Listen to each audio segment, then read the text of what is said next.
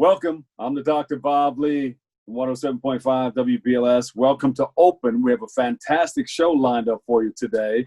I have the co-founder of Therapy for Black Men, Vladimire Calixte, and she does relationships and all of that. And she's going to let us know more about her work.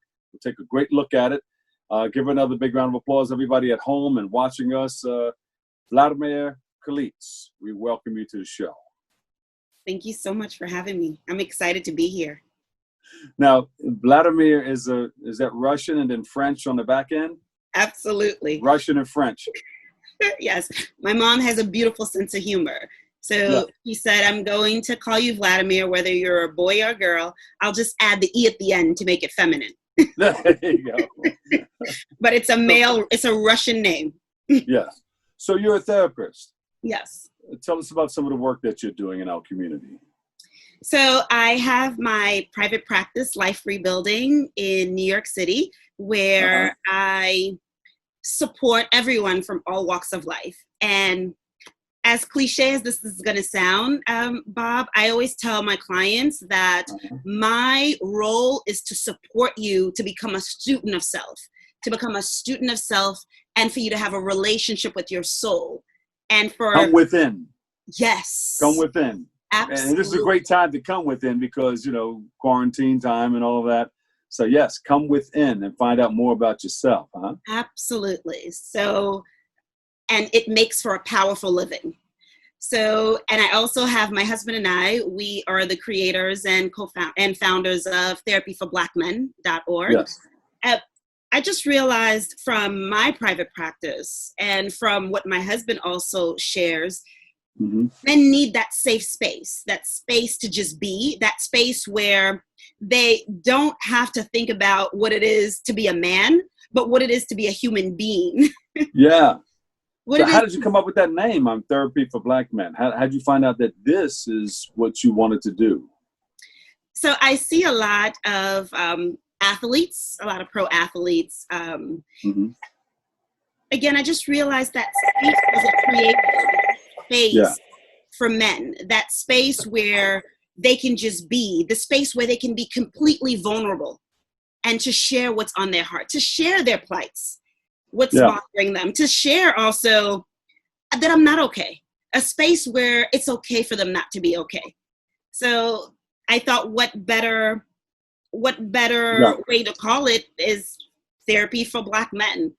And the word therapy is because it's something that a lot of us shy away from. I can say in our community, slowly but surely it's coming to a place where we're more open, but our community isn't really open to therapy. So especially for a Black man, you think of therapy, the first thing you think about is something's wrong with you.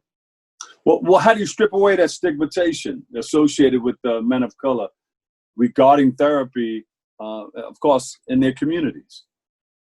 The first thing is for them to know that it's okay for them to seek support.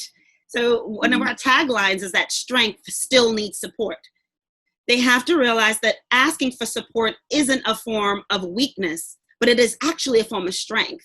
It is actually a form of emotional maturity to know that I'm seeking support. And I like the word support rather than help, because I feel like when you change the language, people are more readily available to say, okay, I do need support. There's a negative connotation to seeking help, but support. Men do need that kind of support, and that it's okay to say, I need that. I need help. So how important is it to let clients know that you don't have to go on this journey alone? It's extremely important because as a therapist, a lot of clients come to you, some of the things they share, Bob, they don't even share with people that they live with. Their innermost thoughts, the things that bother them. It's just really important for them to share and make a link in terms of if you're able to share what's on your heart, you're able to connect to the people that are near you, the people that are in your home, and the importance of connecting with yourself and therefore being able to connect with other people. Vladimir, the times of COVID-19, the pandemic, lots of protest and unemployment. I know you must be getting a lot of calls. How do you deal with this depression rate that's out there? Because it has to be depressing to a lot of people. I know it's depressing to me, but I try to find ways to try to climb out of it. But, sometimes it just grabs you and holds you for a little bit. Absolutely, Bob. I think the first thing is for all of us to understand is that we're grieving. If we acknowledge that we are grieving, we're grieving so many different things. We're collectively grieving, and us in a Black community, we're dealing with racial grief. So if you can identify it as grief, it makes you better able to manage what it is that you're feeling.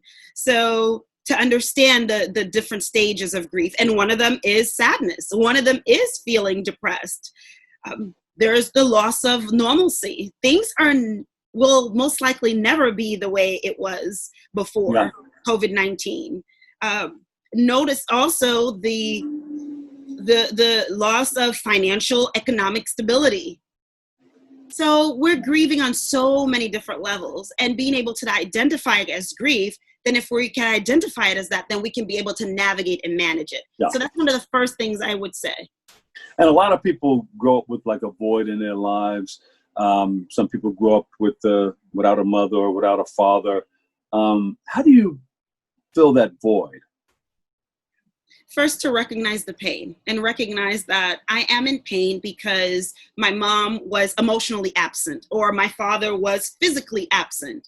Yep. Recognizing that you're in pain and the reason why you're in pain, and also knowing you and your personhood, how you would best heal. So is it to talk through, is it if your parents are still living, to talk to them and tell them what it is that's on your mind? Or is it to just work it through on your own with support of a therapist in terms of reparenting yourself, treating yourself the way you weren't treated by your parents? Now, is this also therapy for you? Because this could be the reason why some people get into this is because they want to fix some things in their own lives. Is this also talking to other people? Is that therapy for you? Actually, the reason why I got into this field is because of my father's absence. Oh. My father had, since he recently passed away, he had multiple children, and that was a source of pain for me, Bob. So knowing that pain and what that did and how it manifested in my life, it makes me more empathetic, emotionally empathetic. When clients are sitting across from me and we're talking, I'm able to empathize. I'm able to really understand the source of their pain, even if it may not be a father wound, but I'm able to empathize. So definitely. And therapy works both ways. Oh, absolutely. And do you have any children? I have two, a girl and a boy. How does that feel as a mother?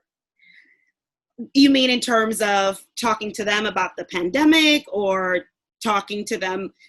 I mean, knowing what you've been through, and now that you're a mother and you want to try to straighten out some of the things that took place in the past. Oh, absolutely. It makes me want to get to know them as human beings. I'm more present. I'm more intentional in my parenting. It makes the more difference because I do believe, though, unhealed traumas, they never go away. They just manifest into something else. So it's important to my husband and I for us to really be present with our children, really talk to them and really find out like what's on their mind. And also, most important, Bob, do they feel like they're being loved the way they're requesting to be loved? As young as they are, it's important that we love them the way they're requesting to be loved, which is really. And how do you see this from the therapist's point of view? In terms of loving them the way they're requesting to be loved? Yes.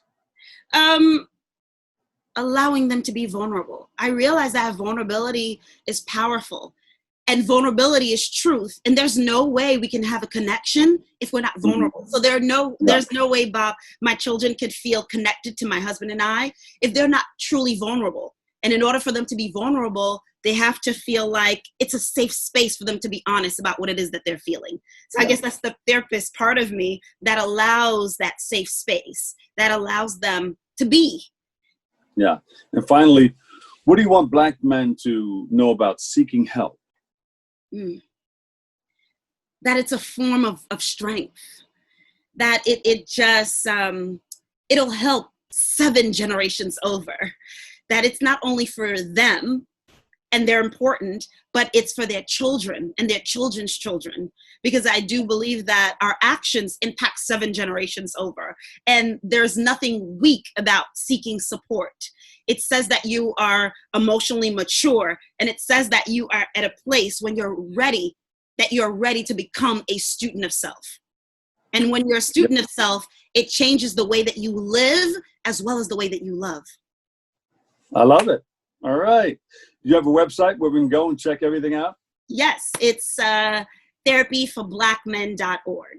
And I wanted to also share with your audience, Bob, that we have been getting donations from really kind folks.